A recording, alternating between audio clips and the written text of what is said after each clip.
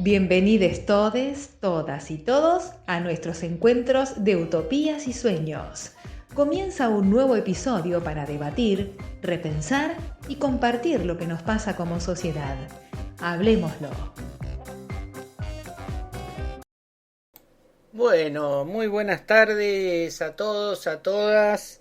Estamos hoy con un invitado muy especial y un tema muy especial, un tema que de alguna manera eh, nos preocupa a todos, pero ninguno se lo pregunta en profundidad, ¿no? Si la universidad pública es un privilegio o es un derecho que tenemos cada uno de los argentinos. Y nos visita Daniel Antenucci, que es investigador, docente universitario y actualmente es vicerrector de la Universidad Nacional de Mar del Plata. Hola Daniel, ¿cómo estás? ¿Qué tal? ¿Cómo están? Un gusto estar en este espacio. Marcelo, Daniel, Gracias, y Daniel. un saludo a la audiencia. Bien. Bien. Eh, Bueno, creo que más o menos Marcelo te tiró la primera pregunta, digamos.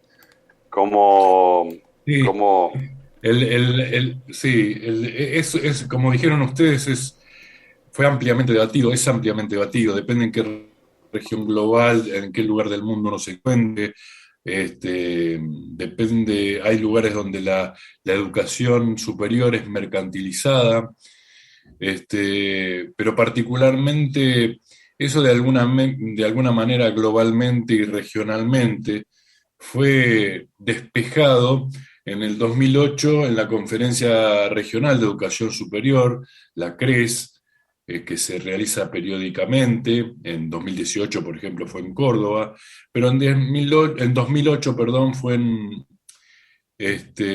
la ciudad de Cartagena de Indias, donde la declaración de la CLES, una de las declaraciones de la CRES, es que la educación superior es un bien público, social, es un derecho humano y universal y que es un deber del Estado, ¿no? Así que de alguna manera en esa declaración, en una conferencia que tuvo 3.500 participantes, referentes, dirigentes, este, de la educación superior regional, pero también representantes de los gobiernos, ministros de educación, llegaron a ese estipulado, ¿no? En ese sentido, si uno estructura un razonamiento lógico, en realidad cuando más formación tengamos, cuando más educación tengamos en una sociedad, más pensamiento crítico, más madura y más capaz de resolver problemáticas y de discernir el camino a seguir va a tener una sociedad. Así que es indudablemente un instrumento social. Por otro lado, también es un instrumento de realización personal y es, creo yo, el verdadero ascensor social, diríamos. Es el principal promotor de ascenso social en función del enriquecimiento intelectual de cada persona y la posibilidad de revalorizarse en su propio contexto. Así que para mí, sin duda, es un derecho y que al Daniel, cual sí. pensaba un poco, perdona, los gobiernos nacional y popular, como han sido los de Cristina y los de Néstor principalmente, aunque esta data de la universidad pública viene de hace mucho más, han creado muchísimas más universidades. Tengo la suerte de que mi hija terminó de estudiar cine en La Plata con una ampliación maravillosa, impresionante que se hizo en La Plata.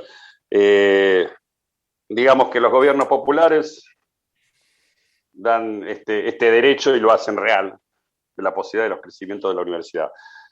Los gobiernos neoliberales, diría una que no vale la pena nombrarla, los pobres no llegan a la universidad.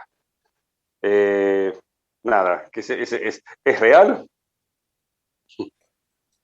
Es real en tanto, o sea, es real, no es real. O sea, una cosa es que cuántos llegan y cuántos tenemos que ayudar a llegar.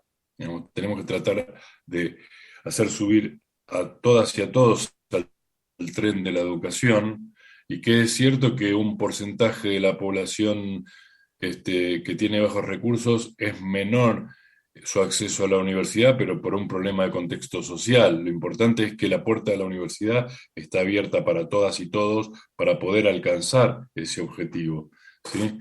El que no llegue una gran mayoría es un problema, digamos. Tendríamos que trabajar para que la gran mayoría alcance la universidad, y cuando la alcanza, continúe en ella, ¿no? Y no por contexto social, por problemas económicos, por contextos familiares, abandonen la universidad por otras contingencias que no es la misma universidad en sí, que es un instrumento de realización. Pero para eso, diríamos, el mismo Estado tiene que contribuir con políticas públicas que no solamente pasan por generar trabajo, empleo, sino también pasan por un acompañamiento a aquellas personas que aborden la educación, como son las becas, como son las becas de ayuda económica, pero también las becas de ayuda alimentaria, digamos, toda una serie de instrumentos que acompañe a la población estudiantil que accede, y aparte también hacer conocer a las personas que no tuvieron acceso familiarmente a la educación media a veces, y menos a la educación superior, que la educación superior, la universidad, no es una estructura de cristal inalcanzable que solo se ve en las películas, ¿no? Hoy justamente en una charla contaba en una charla contaba que me tocó visitar el barrio Santa Celina, y ahí contaban que los chicos, cuando trajeron de visita a los chicos a la universidad, tomaron un desayuno en el comedor, y estaban los batidores de café que se usan en todos los cafés, cuando uno lleva takeaway, por ejemplo, y los chicos decían: mirá la cucharita que usan los chetos. O sea que esos chicos en ese momento no conocían ni esos revolvedores, ¿no? Y menos se pueden imaginar un aula, un pizarrón y una clase en el edificio de la Universidad Nacional de Mar del Plata. Así que de alguna manera, y de otras universidades nacionales, obviamente, y es nuestra tarea eh, construir esos puentes, digamos, ser facilitadores de ese camino. Entonces, lejos de ser exactamente así, en realidad la función del Estado y la función, obviamente, también de las universidades nacionales es la mayor inclusión posible educativa, y el mayor acompañamiento posible para la graduación de las personas que acceden a la universidad. A mí se me viene, mientras estabas hablando y hablabas de alimentación, ¿no? Me vienen dos pensamientos a la cabeza. Uno es Perón diciendo que por qué él en el 46 se iba a conformar con tener 100.000 en materia gris, decía él en ese video, cuando en realidad en el país podía tener 1.000.000, y entonces que por eso hace la universidad pública y gratuita, ¿no? Y que hace que el hijo del obrero pudiera llegar a la universidad, que el país necesitaba de mucha materia gris.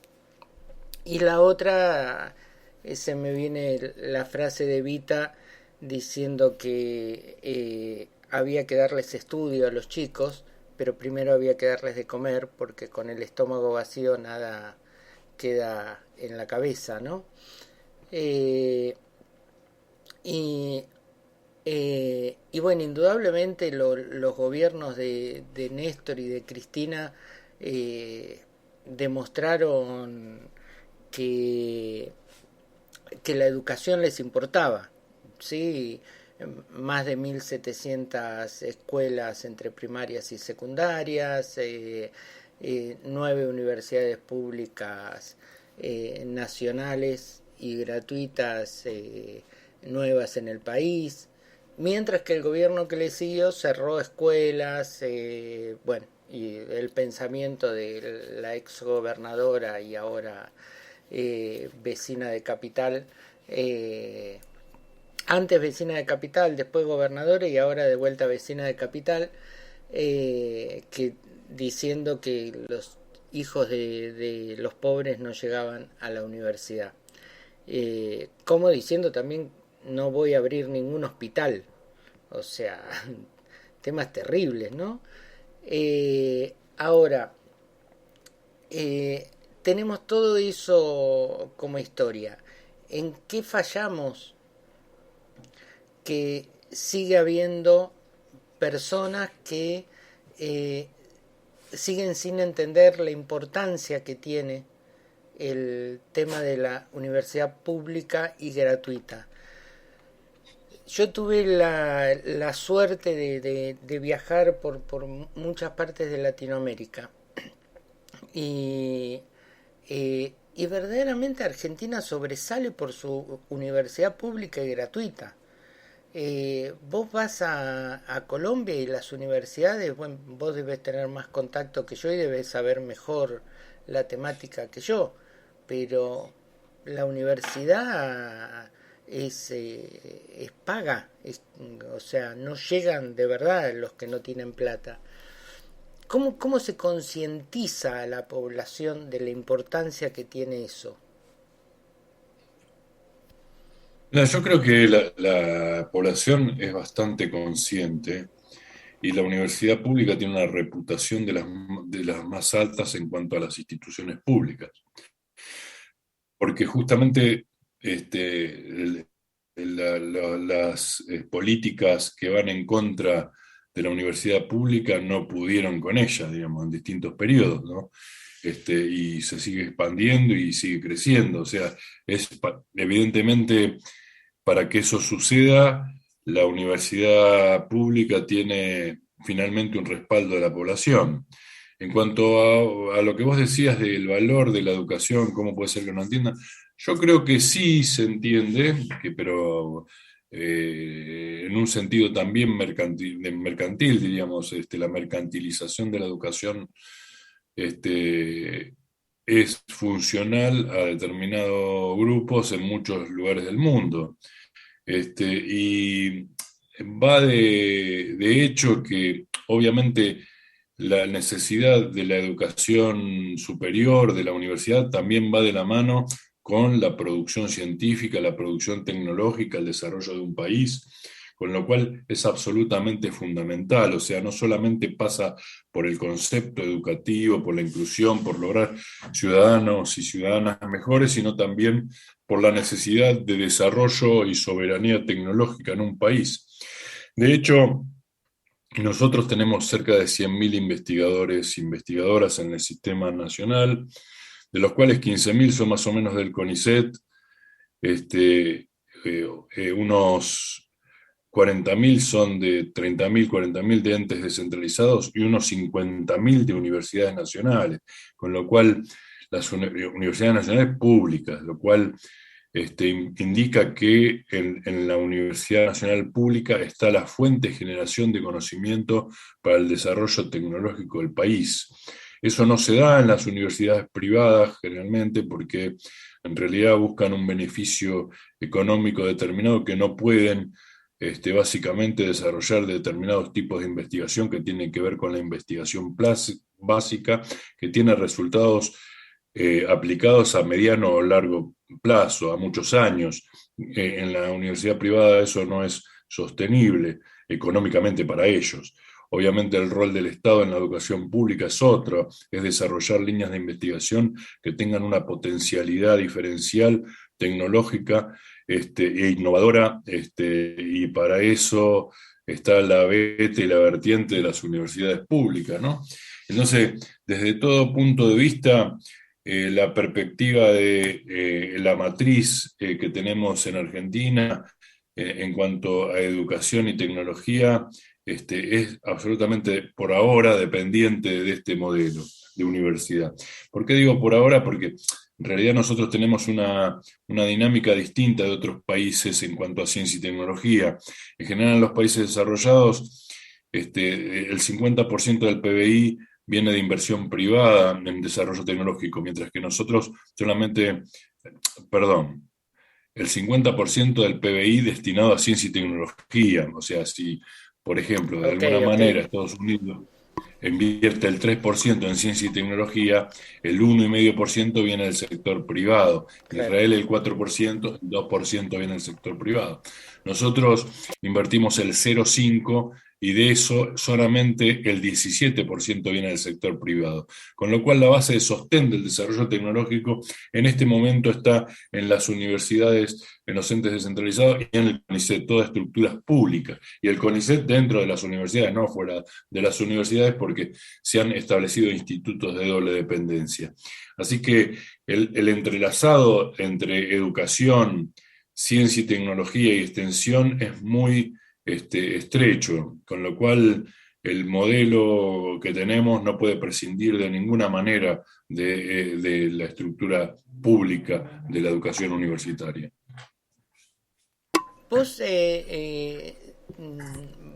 hagamos un ejercicio de imaginación. Mañana te llaman del gobierno nacional y te dicen, bueno, necesito que seas el nuevo ministro de Educación a nivel nacional.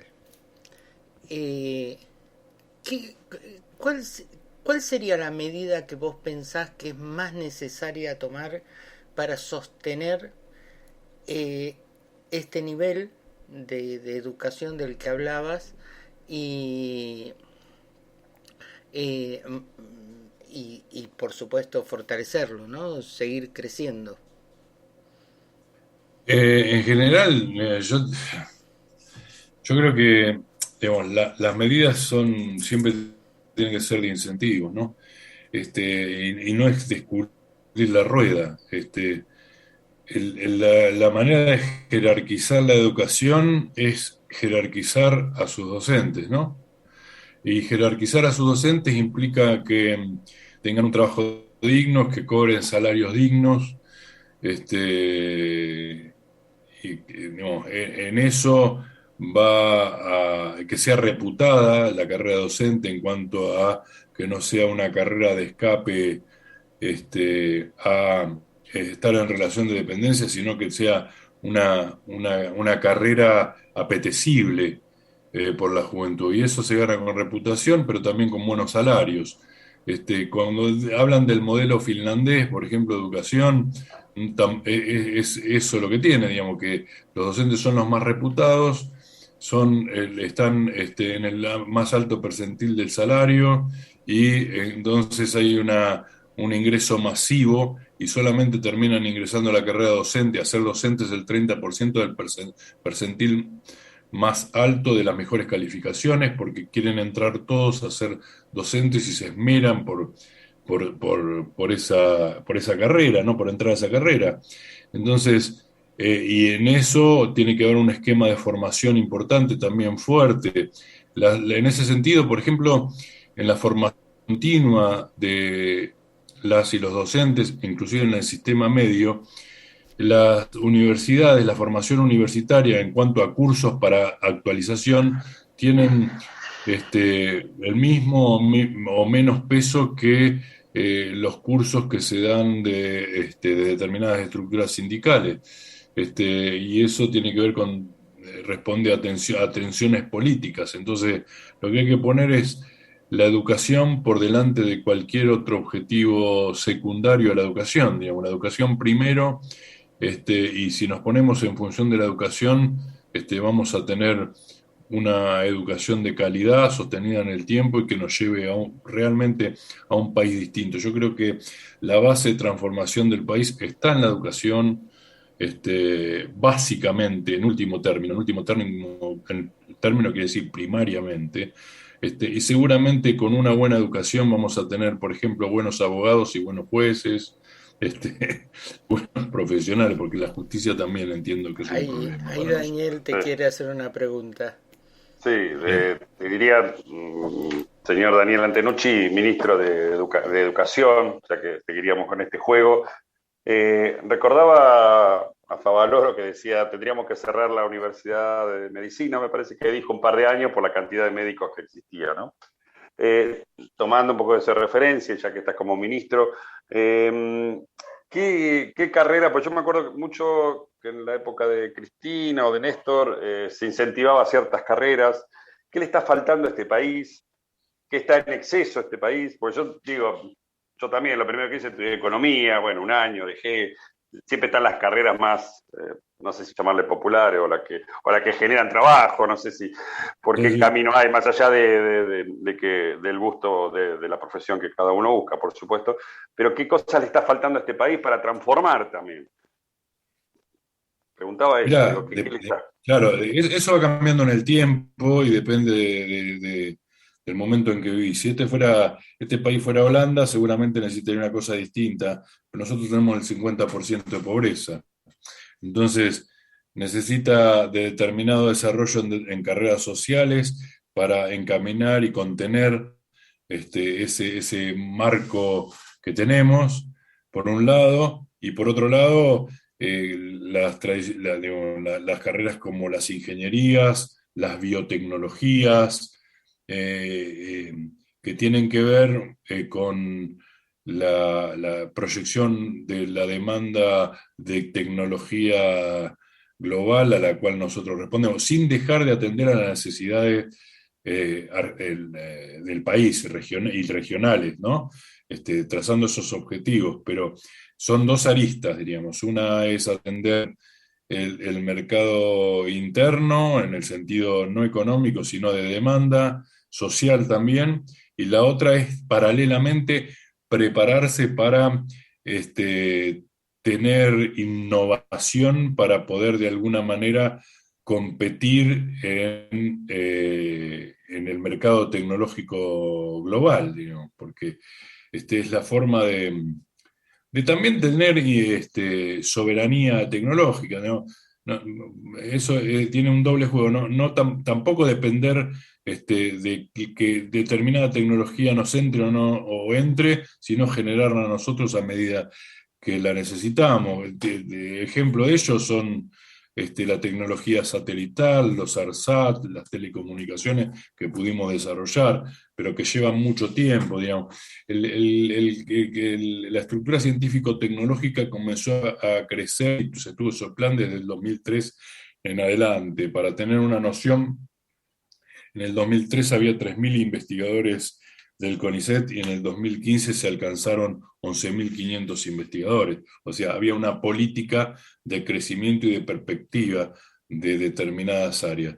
Si bien ese crecimiento no estuvo encaminado a la ciencia aplicada, sino a que toda la ciencia creciera básica en forma equilibrada, venía un camino de justamente financiamiento y estímulo de determinados tipos de carreras que implican tecnología.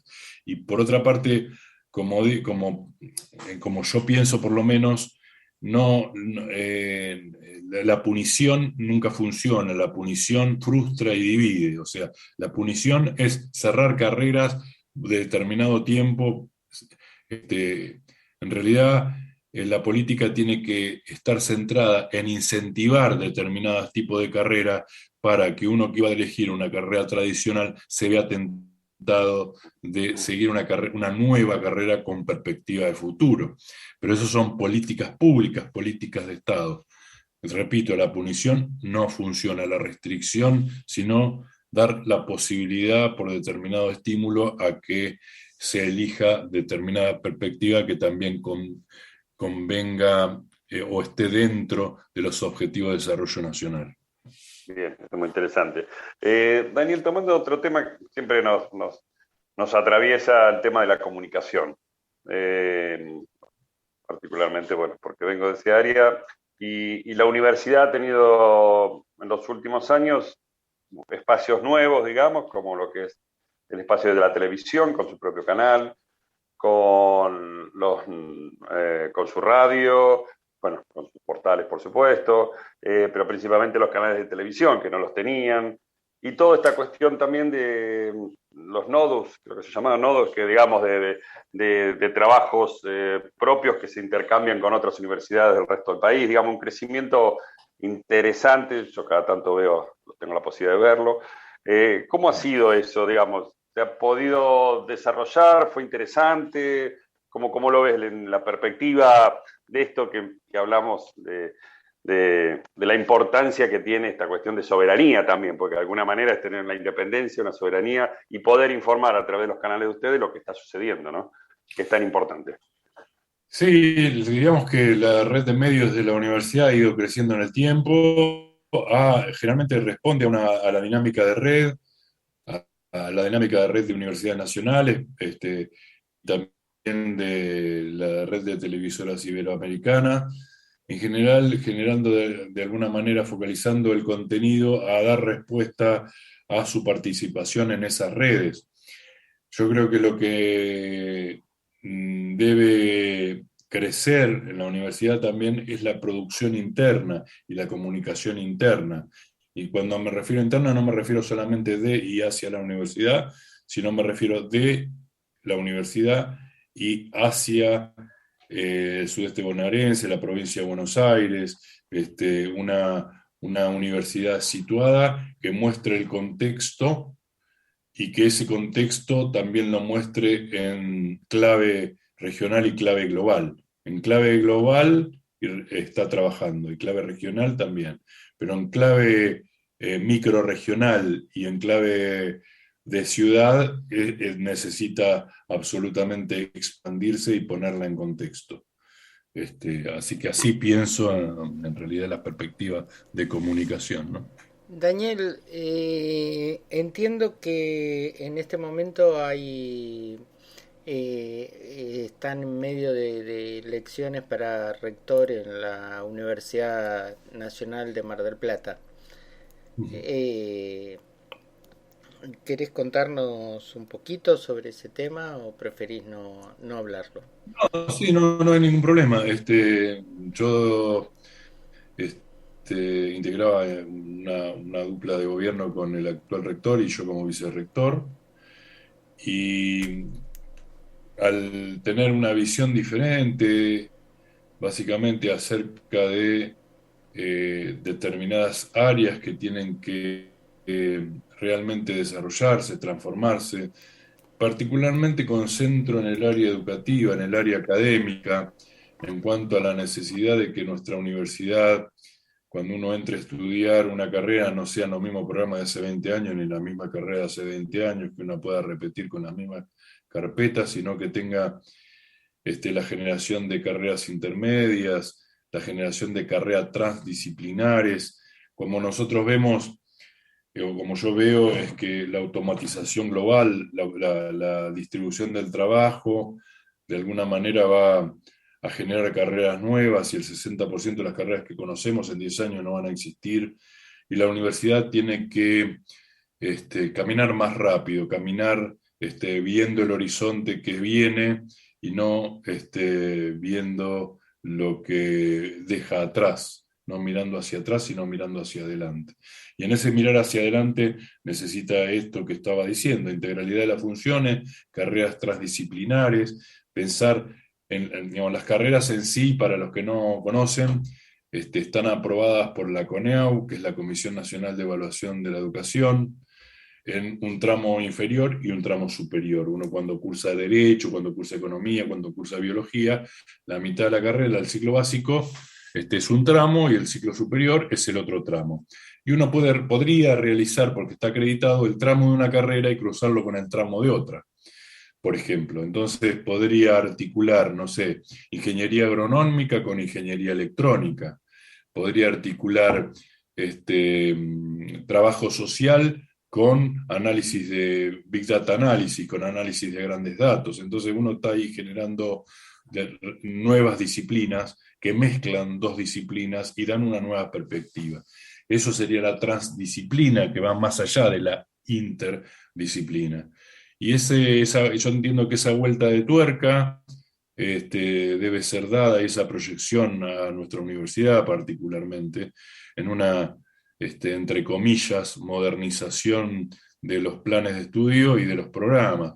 Los programas, otras universidades nacionales, la mayoría, contienen en su programa objetivos, los ODS y los Objetivos de Desarrollo Sostenible que promulgó la ONU en 2015, o internacionalización dentro de los programas, porque no se concibe un graduado universitario que no conozca el contexto global ni regional, porque su trabajo en el futuro no va a ser solamente local, sino que un graduado trabaja en otra escala hoy en día, así como la educación situada, saber en qué contexto estoy, en qué sociedad y cómo está ese contexto respecto al marco regional.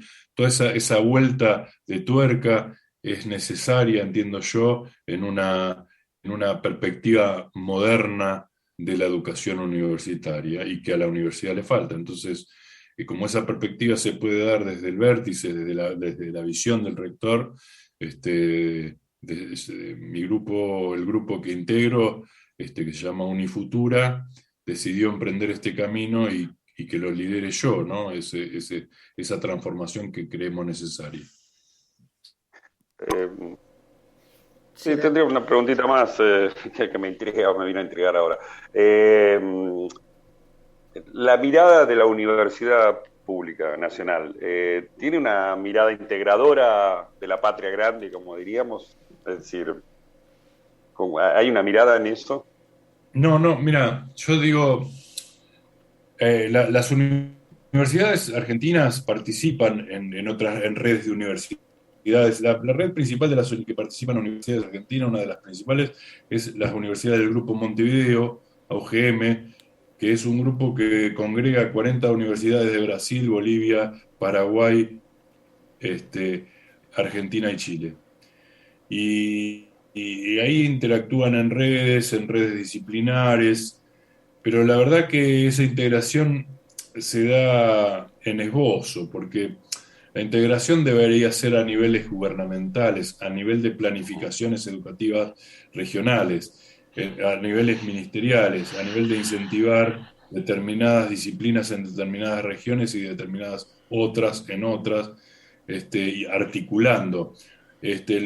Obviamente lo mismo en ciencia y tecnología, y a vistas está lo que sufrimos en la pandemia con la producción de vacunas. Diríamos, si tuviéramos determinados desarrollos en algunos países y otras perspectivas de desarrollo en otros en cuanto a la farmacéutica, la biotecnología, podríamos haber integrado plataformas para producción, por ejemplo, de determinado tipo de vacunas, en el caso de la medicina, pero así en una cantidad de ejemplos.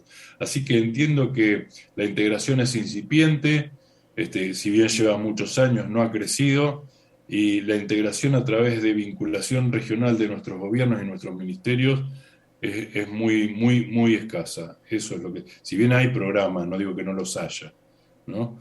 Pero debería ser mucho más profundo la relación. Bueno, la verdad, muy interesante la charla. Yo sigo insistiendo en que, al menos en Mar del Plata, deberíamos tener un polo de desarrollo científico en el que estén presentes todas las carreras, ¿no? Porque Mar del Plata de esta zona, de la zona sur, es como la ciudad más grande, ¿no? La que más habitantes tiene. Y mi sueño cada vez que paso por el Marquesado es agarrar ese barrio que tiene tan poquitas casas, comprar todos los terrenos y ahí hacer un gran polo científico. No sé por qué el Marquesado, pero me parece que sería ideal ese lugar. Para estar cerca de la playa, seguro. Bueno, estamos desarrollando un centro interinstitucional que prontamente va a empezar se va a empezar a ver obra en el Faro, digamos, un centro interinstitucional de investigaciones marinas. en lo que era la ex-SIM, una recuperación de ese sitio de detención, tortura y exterminio, que se va a convertir en un polo científico, ¿no? Como un proyecto que involucra a la universidad, el CONICET, la SIC, la pesca de la provincia de Buenos Aires, bajo el paraguas del Ministerio de Ciencia y Tecnología de la Nación. Así que ahí tenemos ya, empezamos con algo, digamos. Y la última pregunta, tomando un poquito esto de los espacios. El de Luro al fondo, Colón al fondo. No. El fondo sería zona 200 y algo. ¿Eso ya está en pleno funcionamiento o no? Sí, el que está en Colón al fondo es el INTEMA, el Instituto Nacional de Tecnología de Materiales, que tiene 400 personas, más o menos el personal, entre investigadores, docentes y personal técnico. Es uno del instituto en materiales más importante de América Latina. Trabaja a nivel nacional y regional, es un instituto muy importante, de excelencia.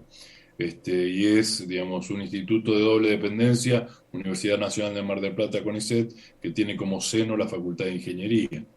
Así que sí está en pleno funcionamiento. Wow, qué interesante. Yo no lo sabía. Eso, y acá muy cerca de mi casa.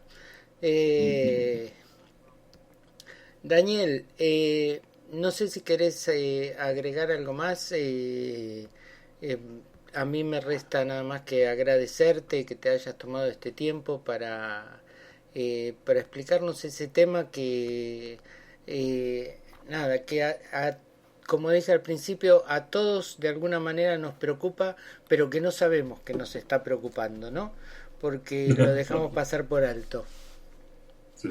Bueno, no, simplemente agradecer y recalcar, reafirmar que el futuro de un país depende del futuro de su educación, básicamente. Y no es una batuta, como dicen los italianos, solamente no es una metáfora, sino que es muy concreto, diríamos, porque de su educación depende la capacidad de inferencia de una persona, y también la perspectiva de desarrollo social y científico-tecnológico de un país. Así que por la educación pública, gratuita e inclusiva. Totalmente de acuerdo. Agradecido, Daniel, por tu presencia y por supuesto vamos a apoyar toda tu gestión, así que estaremos al tanto de cómo se vaya desarrollando. Te pido que te quedes 5 minutitos más en el Zoom y sí. Yo me despido de la gente hasta el próximo martes a las 19 horas, como siempre, por este mismo espacio. Chao, hasta la próxima.